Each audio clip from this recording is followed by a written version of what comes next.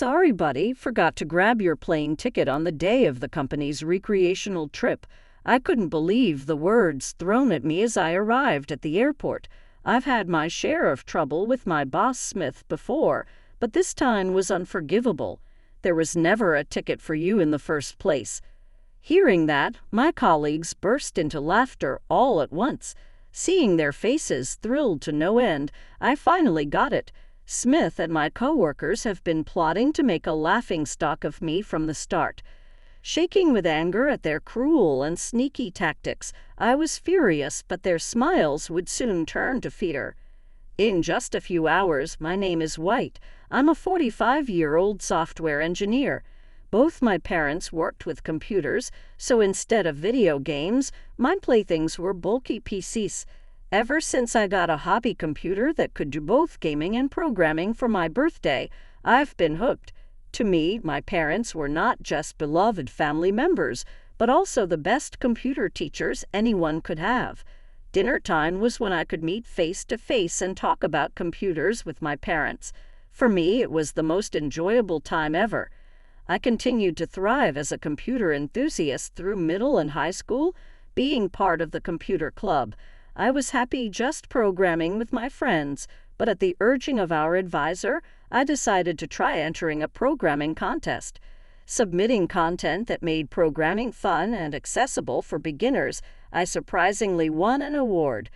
Even in high school, I was recognized, and some classmates experienced programming for the first time through my project. Computers always seemed complicated, but your project made me realize that they're interesting. Being praised by classmates I rarely spoke with, I remember feeling both embarrassment and joy. Choosing to be a software engineer as my profession might have been largely influenced by this experience. After that, I gained experience as an in-house IT specialist at various companies. The job of an in-house IT specialist is to manage everything isolated within the company, ensuring smooth operation of our IT environment. From coding to managing IT equipment and proposing plans for system implementations, everything was entrusted to us IT specialists. Other than that, we also deal with the daily operation and maintenance of systems, physically manage PCs, smartphones, tablets, address security measures, and respond to troubles and inquiries from all over the company. When it comes to IT, if there's something unknown within the company, it's all on us IT specialists to handle, which means the responsibility is huge.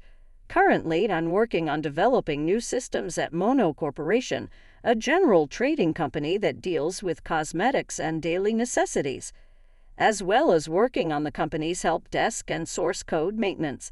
Luckily, I was welcomed by kind colleagues and have been working in a comfortable environment. However, one day marked the beginning of a dramatic change in my life. The trigger was a personnel change that brought in a new department head. The new head was a man in his 50s named Smith, who had previously worked in the sales department.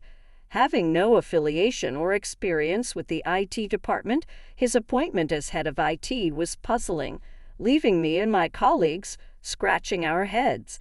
I later learned that Smith had been transferred due to conflicts with other employees in the sales department.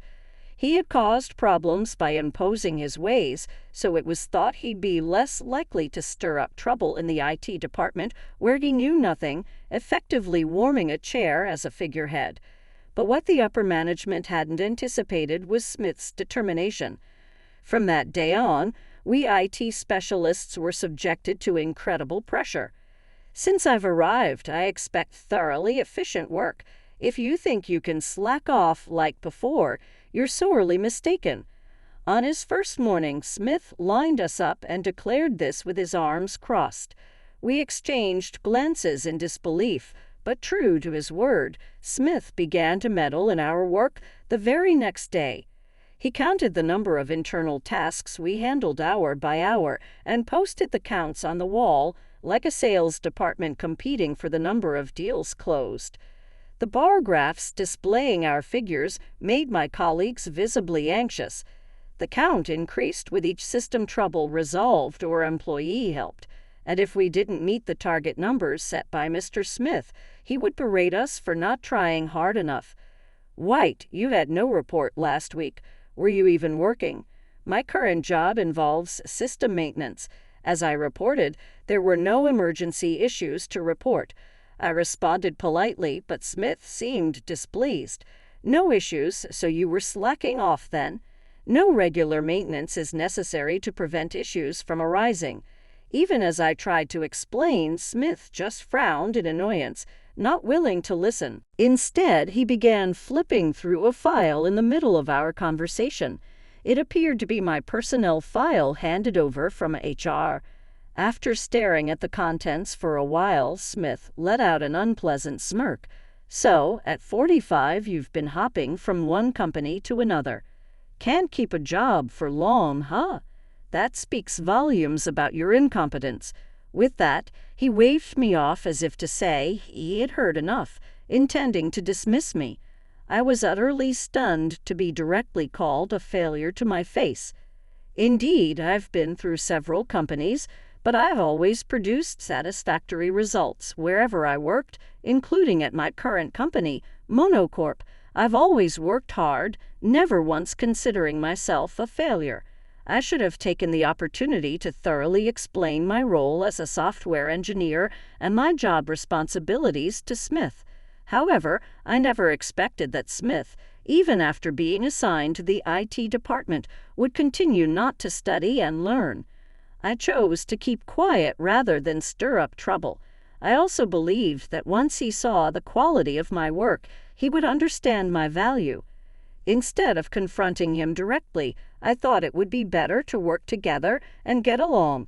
That approach turned out to be a big mistake.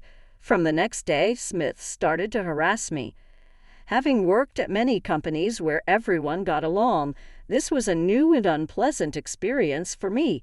Some of the younger employees resigned due to Smith's illogical departmental reforms, but instead of addressing the issue, he doubled down on his policies.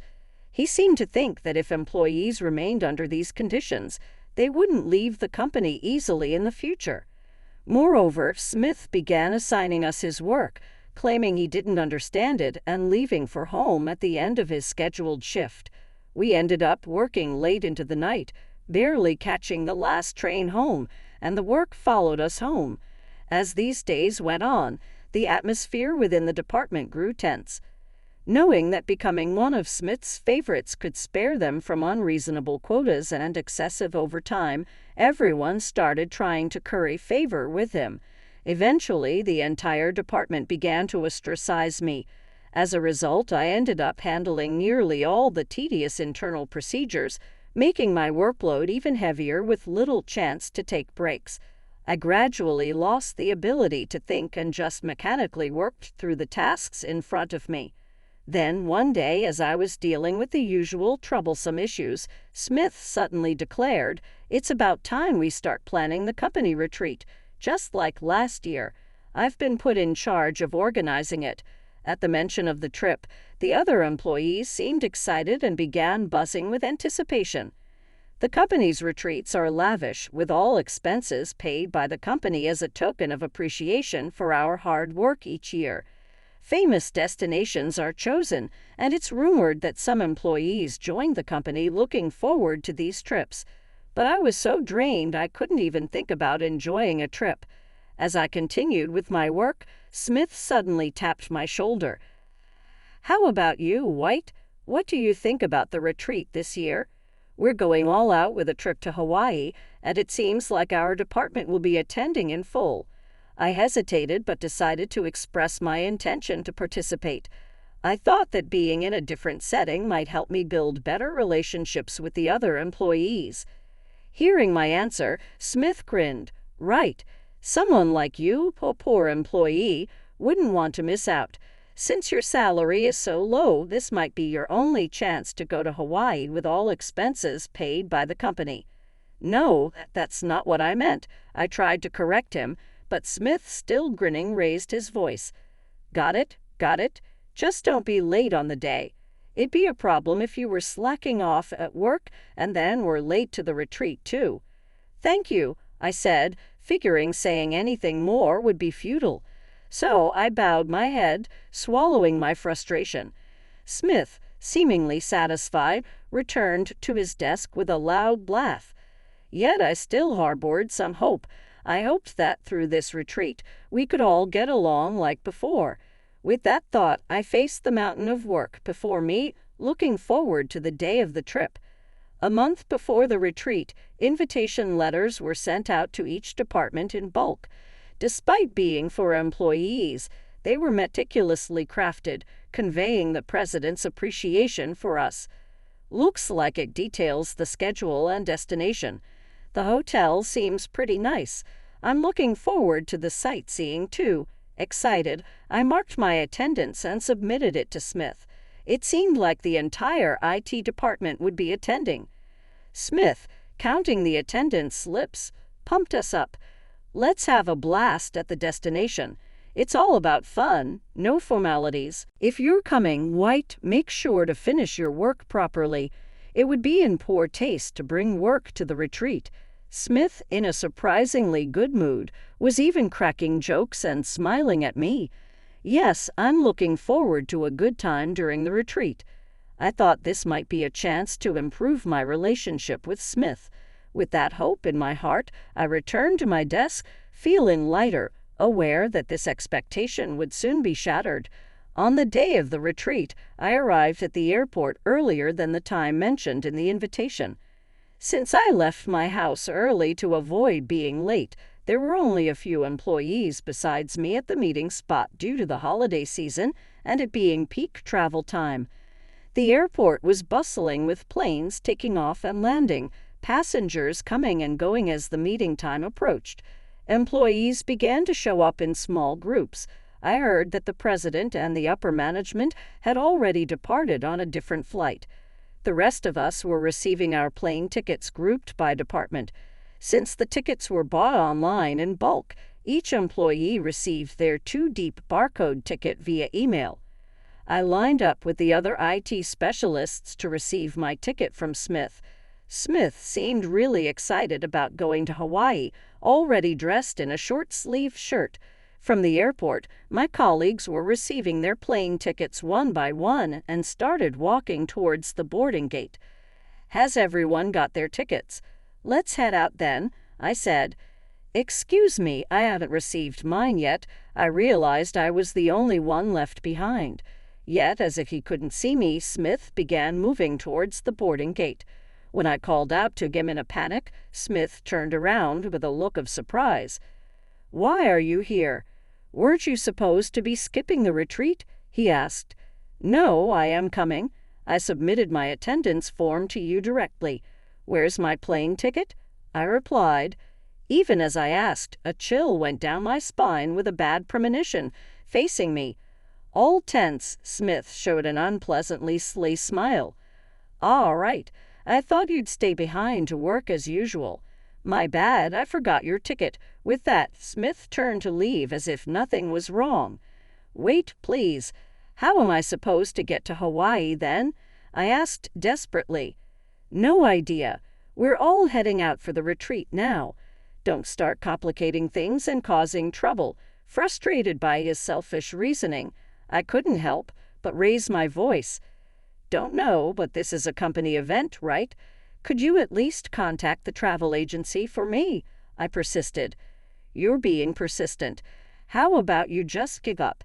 If your stubbornness causes a delay and ruins the retreat for everyone, then what?" By this time, other employees had started to notice our argument and came back to see what was happening. The colleagues gathered around Smith to find out what was happening. "White here is saying he wants to go on the retreat, but there was never a ticket for him in the first place." Hearing this, my colleagues burst into laughter all at once. "Finally caught on, huh? Gotcha," Smith said, seeing their faces as if they couldn't contain their amusement. I finally realized Smith and my colleagues had been plotting to exclude me and make me the butt of their joke from the start. My whole body shook with anger at their malicious and underhanded tactics. The loud laughter of Smith and the others was so obnoxious that it made the surrounding passengers frown. After a while, when Smith finally managed to control his laughter, still catching his breath, he told me, "I canceled the trip for you. Thinking about you." "What do you mean?" I asked with a scowl. Amidst his laughter, Smith continued talking. "The company pays for the hotel and flight, but for someone poor like you, enjoying luxury would make returning to work in your regular life feel unbearable, right? I thought it would be better for you to skip the retreat and work alone for your own good.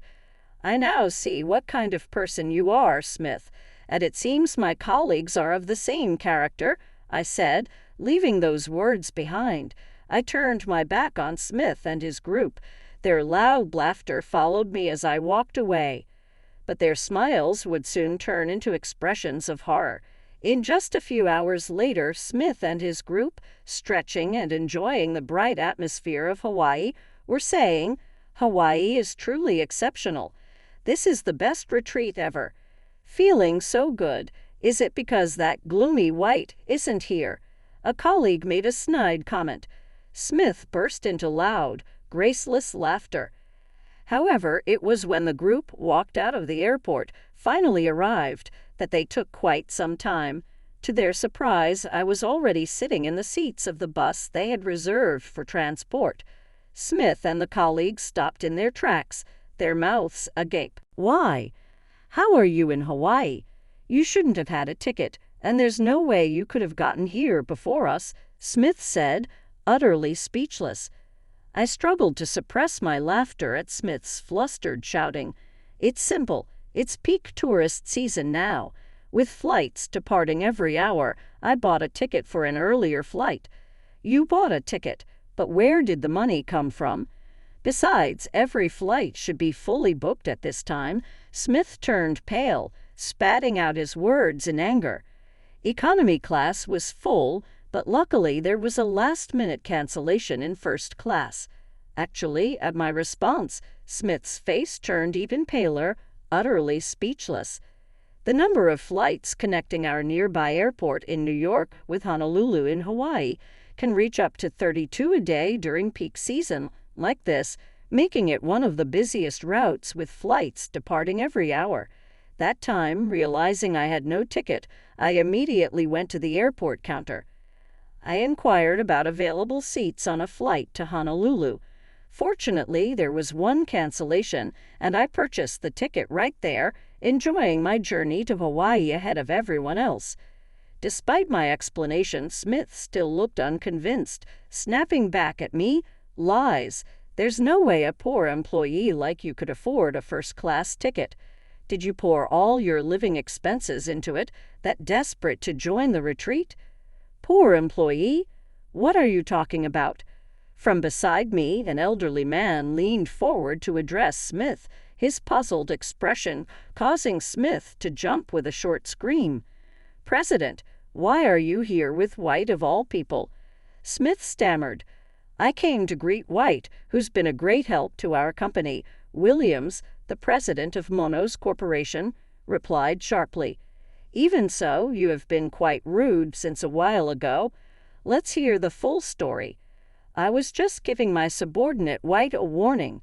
He suddenly wanted to join the retreat, disrupting our group's harmony. Smith started to fabricate a story to suit his narrative. However, far from being convinced, Williams's brows furrowed in anger. "Don't speak so rudely.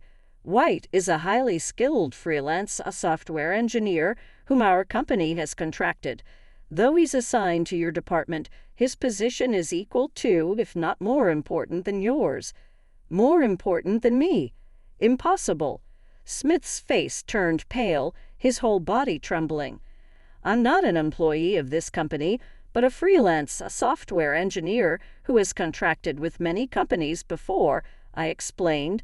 Smith thought I was just an employee who frequently changed jobs, but in reality, I've been contracted for specific tasks by the company. "The advantage of utilizing freelance engineers is the flexibility in hiring talent as needed," Williams interjected. "If the company requires specific skills that are not available in-house, they can hire freelancers like us as immediate assets."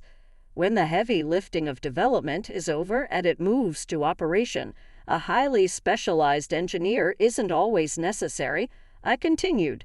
In such cases, contracting freelancers allows for the termination of the contract upon completion, effectively reducing running costs for engineers, which is a significant benefit for the company. He was introduced as a skilled service engineer to work in our company, and yet he's been treated disrespectfully, being called poor and not even reading the materials given to you properly, Williams said sternly. What's all this about? I'm sorry, it was just a small misunderstanding. There was no ill will.